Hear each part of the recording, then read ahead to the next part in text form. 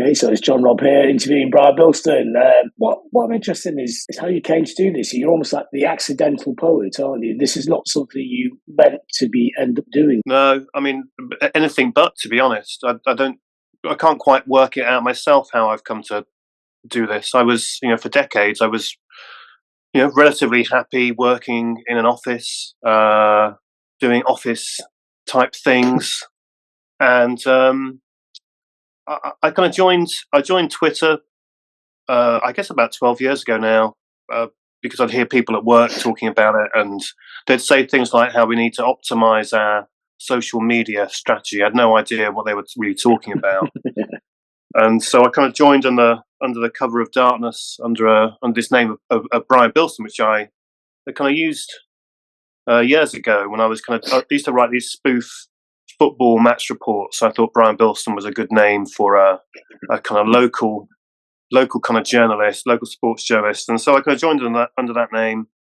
and I quite enjoyed Twitter at the back in those days, and it was quite fun. And I used to, like a lot of people, spent the first couple of years tweeting bad jokes and puns and all of that. I hadn't really thought about using it for poetry at all, but then I think I kind of realised that I was kind of writing poetry, but not really sharing it with other people. And over time, I kind of realised actually Twitter was quite a good forum for that kind of thing. But again, I was just sending out the odd poem here and there, not really thinking anything of it, and certainly with no intention of starting a new career as a poet. Heaven forbid. I mean, did you have a creative background? I mean, you sort of alluded there you had written poetry before just for yourself. I mean, had this been an itch that's been scratched occasionally before you got to Twitter? Well, not particularly in any kind of meaningful way. I mean, I've got a sort of degree I've got a degree in history, and I was going to do English. And I'd always wanted to write, and I'd always been into reading and books. And in fact, the job that I was doing, I was worked in publishing, in kind of academic publishing at the time. So I'd always been interested in kind of words, and I'd had a few goes at writing novels, and that was just hopeless. And also had I would kind of write this sort of passive aggressive poetry. Sometimes I'd have to go off on things like sales meetings for like a whole week in some conference center in the middle of nowhere, and I could scurry back to my room at the end of the day and kind of write this sort of passive aggressive poetry about my work colleagues. And so I was doing a little bit of writing, but again, just really for my own amusement, nothing more than that. I mean, when you say you're working in publishing, I mean, was there writers that you liked, was there poets you liked, or lyricists, people in music? Yeah, well, I guess I mean, my area of publishing was in academic publishing, so, and I wouldn't read those books typically. I'd just read the blurbs and kind of understand subject areas. But I was reading, I would read a lot of fiction. I'd read a lot of quite a lot of poetry too. And certainly growing up I grew up in Birmingham my teenage years were in the 80s, and I hadn't been really interested in poetry at school until I did Philip Larkin for A level, and there was something about this combination of kind of bleakness and humour, with a few swear words kind of thrown in, that kind of appealed to me in the middle of Thatcher's Britain, despite the fact that his own slightly abhorrent views aside. But there was something quite beautiful about about how he wrote about things, and that appealed to me. And from there, I kind of got into actually finding people who could write poetry with humour more at its heart. And so I guess people were like Roger McGough and John Hegley, and Spike Milligan, those kind of people. And so I'd always been interested in that, if not ever quite being asked to do anything about it myself.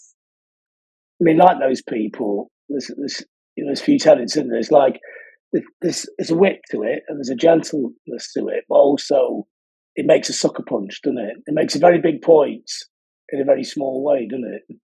Yeah, no, that's right, and that's always, that's always been, I guess, my preferred, kind of form of entertainment, or kind of the stuff that I consume has that. I feel like for me to be interested, it has to have some kind of humor in it, but actually you can carry all sorts of things with that. And and to be honest, I think it's a far more interesting way of writing about life and the human condition, because things are, for a lot of people, things are difficult and kind of bleak and problematic. But one of the ways we do get through things, we'll find a way through things, is through humor, is through finding those kind of bits of light in amongst it all. And sometimes they can seem funnier for it, and indeed sometimes the seriousness of life can seem greater for that humor in it too. Yeah, so kind of like tragicomedy or comedy tragedy. Yeah, yeah, a bit of, exactly, all those things. But it's not like the big tragedies, is it? It's the small things, the very small things, and I think this is something British people do very well. In music and whatever, the magic and the mundane, and it's the rainy day that just goes on forever. That's it. Yeah. Yeah, exactly. That sort of mini tragedy of forgetting to put your bins out, having to chase the bin lorry up the road, that kind of thing, kind of thing. Yeah, I think whereas Americans kind of always go for the big picture, the big sky. For us, it's a small picture and the no sky at all, isn't Yeah, it? that's right. And if there is sky, it's going to be grey, isn't it? Yeah, yeah. Yeah. I'm enjoying the melancholy as well. I think celebrating the melancholy, living in a sort of damp place, isn't it? Well, yeah, no, that's exactly, that's exactly right. That's how I feel about it. Yeah. I mean, how do you write? Is it quite disciplined, or do you just is it always the worst time? It's whenever you haven't got anything to write it down, it all comes into your head all at once. Well, it's, yeah. How do I? That's a Yeah. That's quite interesting. It sort of depends. I mean, when I sort of seriously got going on Twitter, one thing that I always found would help me was actually having like these prompts. And I used to write quite a lot in relation to things that I might see trending. And sometimes they were like silly things, like celebration, those weird celebration days you encounter, or awareness days, or just things in the news. I always kind of found that helpful to have some starting point, because it's difficult to sit down and think, I'm going to write a poem today. What should I write it on? And just kind of just staring out your window and writing 50 poems about the tree that's opposite your house. And doesn't really Could be get you. good. Well, maybe the first 20 or so might be good, but yeah. But then, so I've always found that quite helpful. And then I guess as I'm knocking about the place, I have ideas, either for like a theme or a certain kind of phrase or a word, which I do kind of write down. I don't necessarily have to go and dash off to my desk and write something there and then, but I've got notebooks full of things that I kind of write really when the mood is upon me. But so it's a kind of mixture. Sometimes I need prompts. Sometimes it can be an idea that just pops into my head. I guess um, some of the projects that I've kind of written have combined those things. So a couple of years ago, I did a book called Days Like These, which was a poem for every day of the year, and each poem links in with something significant about that day. And so I spent a lot of time kind of researching what was significant events for each day of the year, and then picking a kind of topic to kind of write about. So I kind of find that quite helpful too. Yeah, is it actually the sound of the words themselves, or actually what everything's about that's driving you along, or a combination of these things? It could be, it could be any of those kind of ways in. Sometimes it can literally be a word or a phrase. Might be stuck with a phrase. Actually, when you think about a lot of the idioms we use every day, there's often either some poetry in there, or something very kind of strange and weird about it that you can have a bit of fun with in terms of kind of wordplay. So it could be, that could be a starting point. Um, but it could equally be, a kind of thought or a feeling that I have about about the world. And I remember, I guess about 4 or 5 years ago now, probably a bit longer, I was looking at what I was writing. I think because I was spending quite a lot of time back then on Twitter. I think I kind of noted that my last 12 poems had either been about Brexit or Trump, and sometimes there can be sometimes there can be a bit of a danger there too. You kind of get stuck in your own echo chamber. And I think at the time I thought I was writing these poems as a way of getting my feelings out there and working through how I thought about certain issues and working off some anger maybe. But I'm not necessarily sure they were particularly therapeutic for me, because all I was doing was kind of fueling that anger, and lots of people joining in with me on social media saying, "Oh yeah, I feel like that too." It wasn't really helping; it was just shouting, raging. Yeah, which is kind of what Twitter turned into, isn't it? It did change, didn't it? The nature of it itself. So, I mean, now you're a touring poet. Does that change the way you write at all? I mean, like for inspirations and Yeah, no, it does. I mean, partly it means that actually I just write a whole lot less, because I find it quite difficult to write when I'm out on the road. I still might make a few notes here and there. I think though, because I'm naturally quite shy and kind of reticent, and the whole thought of me having to go on stage every night to do this is just, seems utterly preposterous to me. I've almost spent my entire life trying not to do the thing that I am doing now. And so when I am out on tour, it does kind of occupy most of my brain. I'd love to be the sort of person who could, just rock up on stage, do my thing, head off stage, write a poem about something, and but I'm not. I have to kind of, gird not just my loins, every bit of my anatomy to kind of do that thing. So it doesn't leave much room in my brain for new creative thoughts. I have to kind of put that aside for a little bit. So you have to be at home, say, in your space, and that's the writing space, and that creates a discipline to write. Yeah, no, I think that's right. I mean, it's different now in some ways. I think when I started off, when it wasn't a job, when I was just doing this alongside, my kind of real job, I didn't really much care. That didn't seem.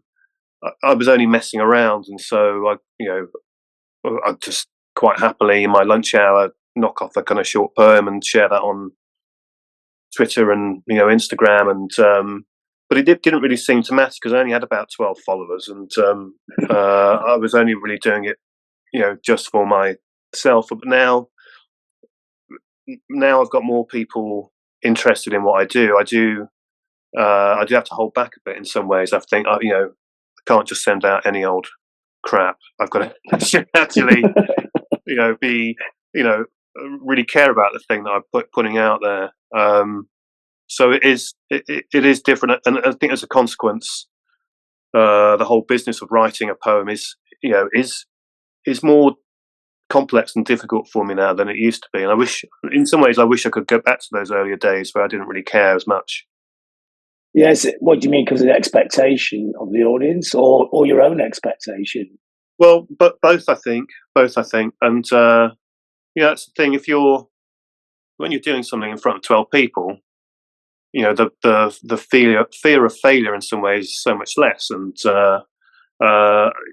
like I say, being quite shy and generally unconfident, that was an easier environment for me to kind of occupy, and so now the pressure is more, but I suppose also I kind of think, well, part of me also thinks, well, I've got the potential to do more. Whereas it was just a hobby in the past, this is now my job, and I, like anyone who's, who kind of cares about what they do, you want to try and do the best you possibly can. And is that like extending what you're doing? I mean, you've done books, etc. I mean, seeing how it works in different formats. Yeah, no, I think I'm always interested in trying to do new things. And in fact, when I did start out, after a while, although I was still writing poetry, I was trying to think about different ways to kind of wrap up my words. I remember, I used to write poems in in the form of Venn diagrams, or Excel spreadsheets, or PowerPoint presentations, and just kind of thinking of different ways to kind of go about what is often quite a conservative kind of art form. So I did a lot of that, and I'd like to do more of that. And I kind of ended up kind of writing a novel along the way, and writing poems for children. And I'm keen to do a lot of different things, not just repeat the same kind of poem, book in, book out. So, I mean, in a way, it's not so much poetry, is it? It's kind of it's a wordplay that fits lots of different formats. I suppose so. And sometimes I get asked, sometimes people say to me, "Oh, that's not a poem, what you post up." And to be honest, I sometimes agree with that. I don't really know what it is that I've done. Maybe it's not, but poetry is one of those things that's very difficult to find in the first place. And so, all I know is I've tried to get some words down on paper in the best way that I can to express a kind of thought, or a feeling, or a kind of emotion, or a joke, or whatever it is. And sometimes the way that happens can be in a more obvious poetic way. Other times it might be in the form of a kind of story, or just whatever it is. So I'm not. Yeah, I guess the words come first, and whatever form or shape they then take is slightly irrelevant. I mean, now you're talking Henry Normal. I mean, does that help at all as well? I mean, he's obviously got a lot of experience, a lot of years in this world. Does that give you a little bit more confidence? Yeah.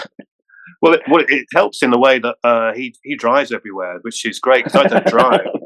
Yeah. So it means I don't have to kind of fight with Network Rail every morning when I'm going off to do these events. So that's great. But Henry's fantastic, and because we are spending a lot of time on the road with each other, he's got this sort of encyclopedic but also very analytic mind when it comes to I think in particular kind of comedy and humor, and how particular words or lines land. And it's great. He dissects my performance every night and tells me what tells me. He suggests, like, just little kind of improvements or kind of nuances, and it's really I do find that very helpful. And I would like to do the same to his, but I feel slightly unqualified to do that. But I've learned a lot already from him, and I think we kind of complement each other too in terms of how we go about delivering our poetry on stage. Do you find it fascinating when you meet kind of fellow poets and performers, how their minds actually work? How different they are than the way you do it? But although it must be said that I don't meet. I've not met in my life. I've not met that many other poets. I think because of the route that I came through, I didn't come through, a kind of performance poetry route, or indeed that the sort of that kind of route where you enter competitions and you get your poems published in magazines and journals, and eventually work your way up to books. So I was never part of a scene. So I've kind of, and in fact, I suspect quite often a bunch of other poets look at me quite suspiciously. But I've been able to kind of do this in the way that I have. So it's quite rare that I actually meet any poets, and so that's one reason it's great to be out on the road with kind of Henry, to actually just be able to talk to somebody else about what it is that I do and that we do. Yes, it's to find out that it's actually not an accidental thing at all. It's actually something that people do, and it's, I guess, working in isolation. It's just like the stuff's coming out. You're thinking, what do I do with all this stuff? And here you got somebody like Henry's done it for years, actually knows what to do with all this stuff and how to apply it to different forms and things. Because he's definitely diversified what he does over the years, hasn't he? Yeah, that's right. But it's also not just about the writing itself. It's about all those other kind of thoughts and feelings that you have about what you've kind of chosen to do. So things to do with confidence or routine, or how to handle yourself on social media, and all of those kind of things you have to contend with. The fact that you might not have written anything for a few months, and so those sometimes are the most helpful things, rather than I guess the actual kind of minutiae of actually writing. Just kind of knowing that all of the hang-ups that you have are kind of shared with a bunch of other people too is quite helpful, because my sort of office Christmas party is quite a lonely experience. Being a poet, you don't really have anyone to talk to about this stuff at any stage. I mean, that idea, that fear of going on stage, I think that's actually plays into the perception of who you are. I think it's actually almost advantageous. The fear of going on stage. Yeah, it's not showbiz, is it? It is just that guy at the back of the office telling you what he thinks.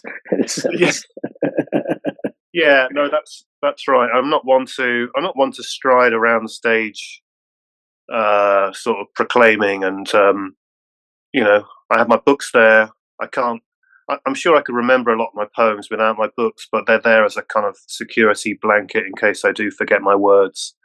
And I'm fine when I actually go up on stage, but I'm not one for grand dramatic kind of gestures. And I think it probably fits in with with that kind of persona that I have, behind my keyboard too. I'm not keen on the limelight. I'm really not. And so, like I say, the name of Brian Bilston, that's a pseudonym. And although it wasn't really a kind of deliberate career choice to have that as my poetry name, I'm quite glad that I do have it, because it's something to hide behind in many ways. So do you become Brian Bilston when you perform?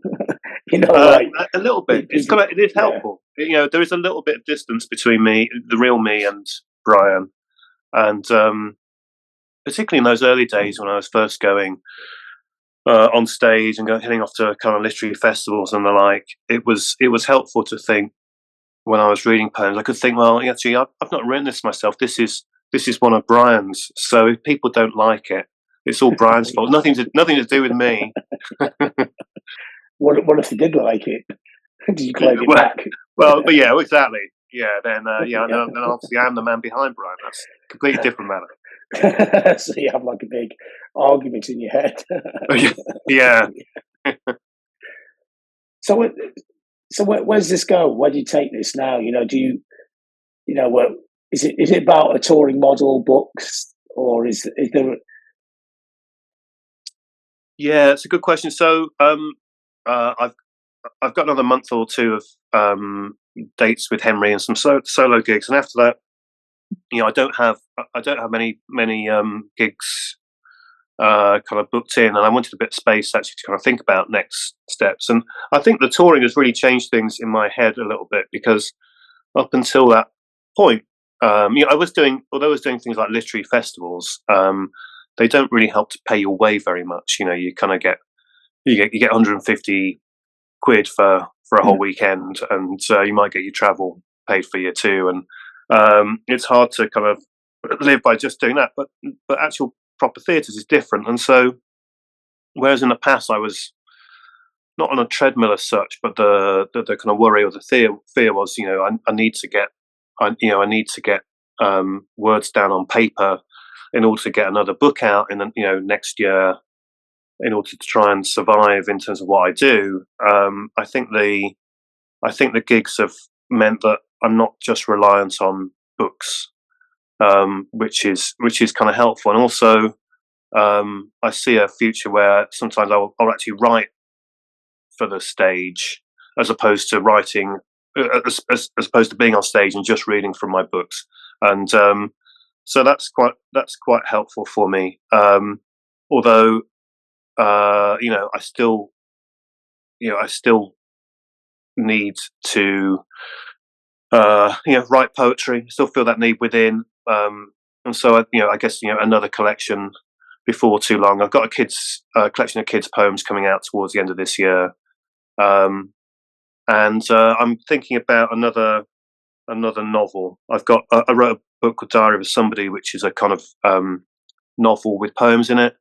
Thinking about a sequel to that, possibly based on some of my experiences on the road. So got a few ideas. Yes, and what's the place of poetry now? Because it's amazing how some art form has actually survived in the modern age. And you come in via Twitter, but you think social media would completely obliterated poetry, or pop culture obliterate poetry, or TV, or film, or gaming. But it seems stronger than ever. So what is it about poetry that resonates? Well, I think the social media angle with poetry is very interesting because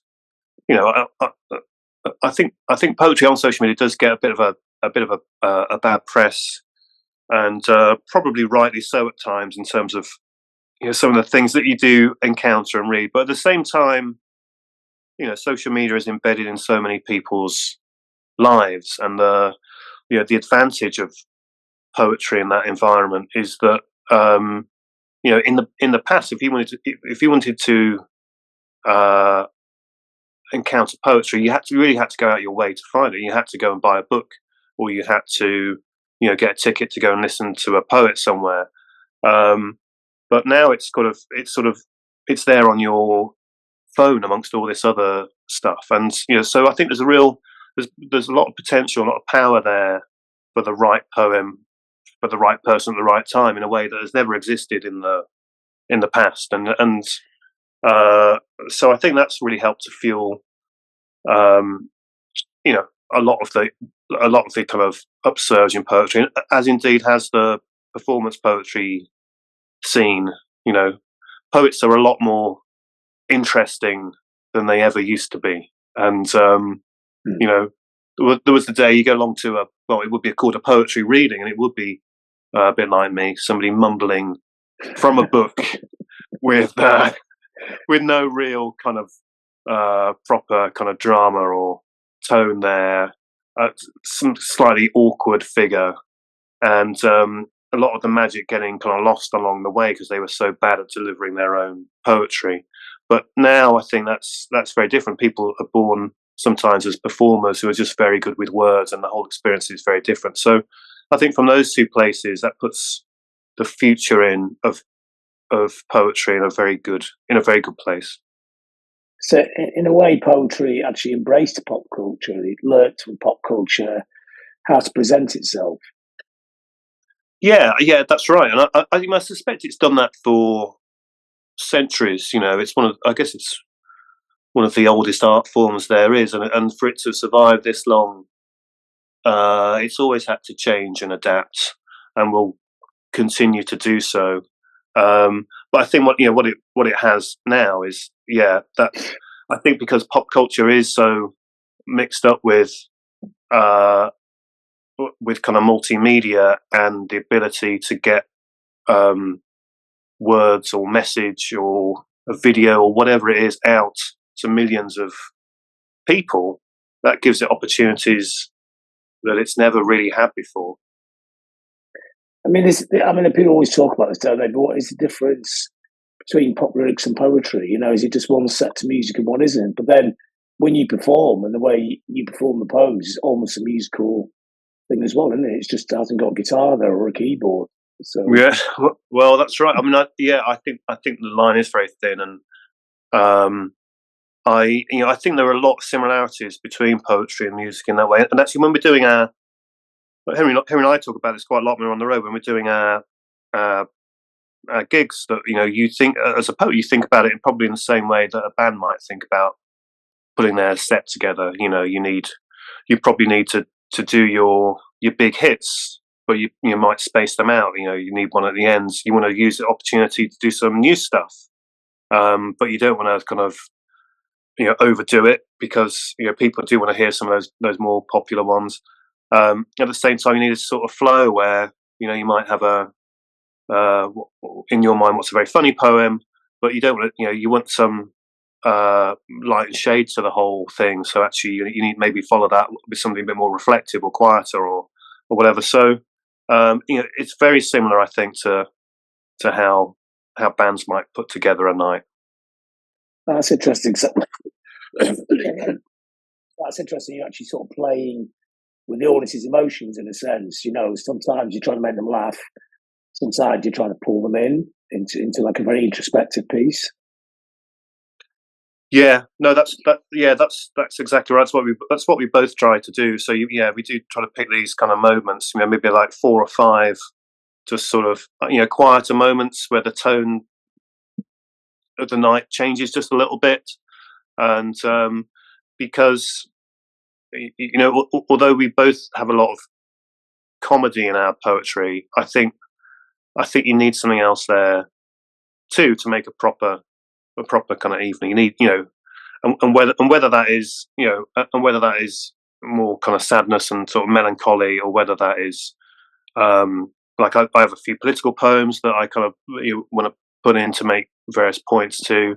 It could be all sorts of different things, but you have to really think about that flow through the course of the night. And which do you prefer? Do you prefer like the instant hit of people laughing, or do you prefer that when you're drawing people into that space, the more introspective space?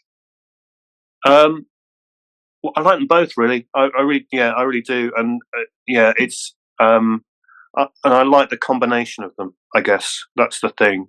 I like the fact that you can go from making somebody laugh to making somebody think to making them laugh again. It's quite a powerful thing to be able to do that. I was just thinking, like, say if you're a poet, I don't know, 70, 80 years ago, you would have grown up with pop culture, so it must taint modern poets, not taint, but must colour the way you do it and the way you think about it in ways that older poets would never have had, wouldn't they? Yeah, no, I suspect that's right. I think they wouldn't really think about that at all, and I think it is. It is a fine line too between because a lot of poetry is born of introspection as well, and so it comes from within, and you don't always want to be thinking necessarily about how the audience is going to react to what I do. You want to think about actually this is there's sometimes a slightly uneasy balance between the need to produce from something within you versus the reception it might get. And but I think in the past I'm not sure people would think about the latter in the same way they do now. Thanks for your time.